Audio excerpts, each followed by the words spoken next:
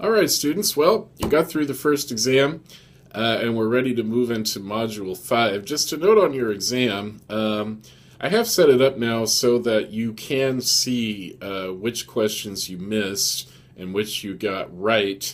In order to do that, all you need to do is click on Quizzes, and then click on Your Exam Submission, and then click on Attempt 1. Let me know if any of you have any problem in seeing that. All right, well, let's recap the discussions from Module 4. You had one set of discussions on Gilded Age reform, and Group 1, you had a document by Jane Addams from her autobiography, 20 Years at Hull House. And you brought out very well, I thought, some of the successes and failures at Hull House. Addams and her associates tried many different techniques to try to improve the lives of the poor immigrants in the Chicago slums. Some of them met with some resistance. For example, they had a coffee shop, and one old gentleman said it would have been a great place to come if they had only served beer. But of course, Jane Addams and people of her class in America, many of them were in favor of temperance. So a little bit of a culture clash there. Also, the attempt to change the food habits of the immigrants didn't go over so very well.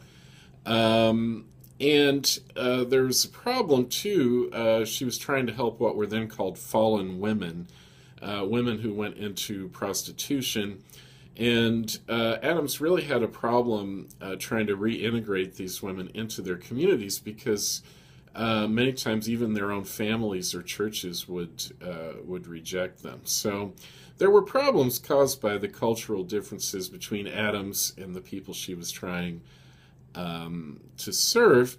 But there were victories too. The people in the community really liked using Hull House as a place to have receptions and gatherings, say for baptisms or bar mitzvahs or weddings or so forth. And there were other ways in which Hull House certainly was very beneficial to the communities.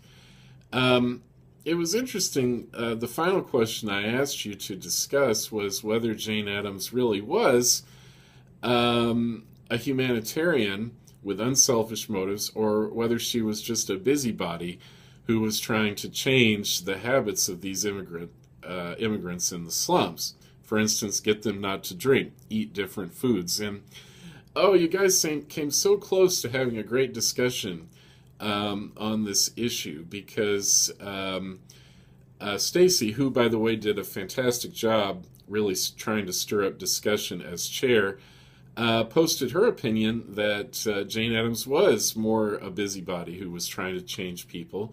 Other folks disagreed, and I really wish you had followed up on that disagreement and gotten a good exchange going. That's what I'd like to see you do.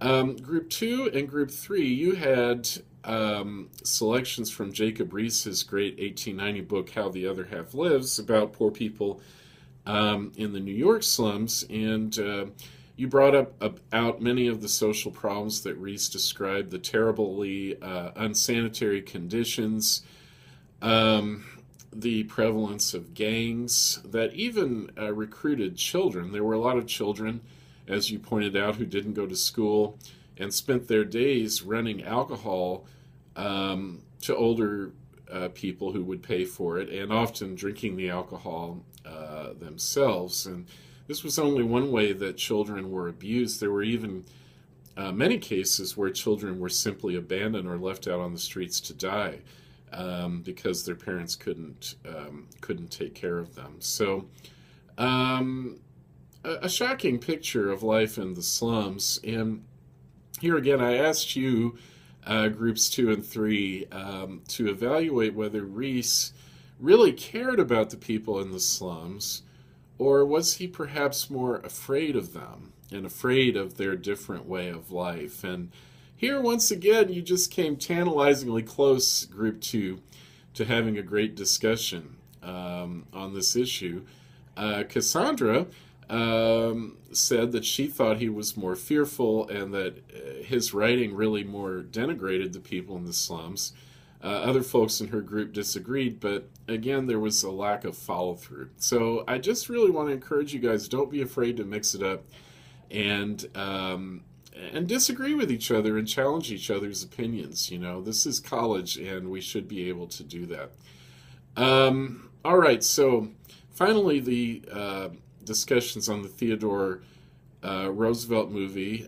Generally, you did a good job of getting to the answers.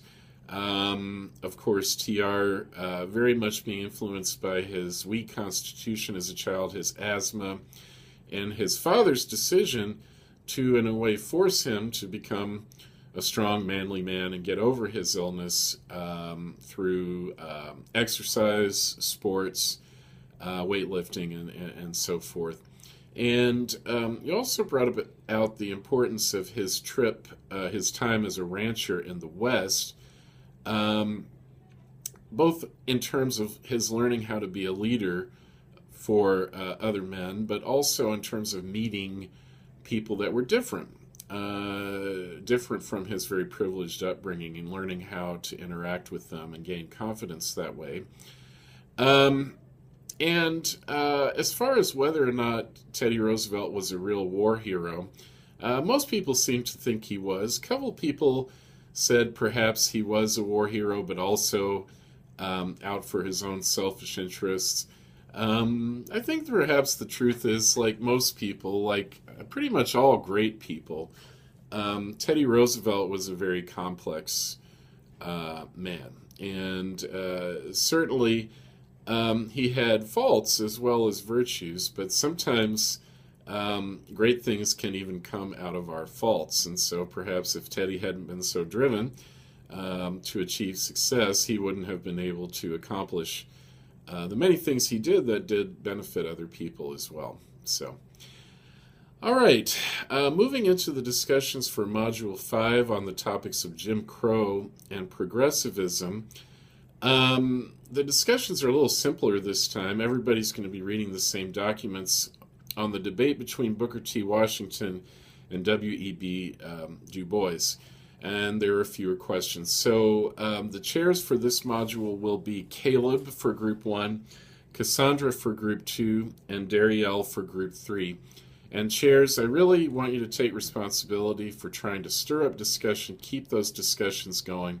I'd really like to see everyone post earlier this module, but I don't want to sound like a broken record. I've said that before. The earlier we start posting, the better these discussions are going to be, okay? Finally, your essay drafts are due July 3rd, now that you've got through the article assignments, which were generally very good. Your next phase in the writing project for the summer is to write a full draft of your essay following the instructions for your 3 written assignments. To that end, in this Module 5, I've posted a folder which has 3 short videos on how to do MLA formatting in case you're rusty, and also a link to the Purdue OWL website, which has excellent information on MLA formatting if you need it. Well, that is pretty much all I have for you this time. Once again, let's start those discussions early. I don't want to have to keep grading down for last minute posts, but really looking forward to seeing what you do with these documents. Have a good week.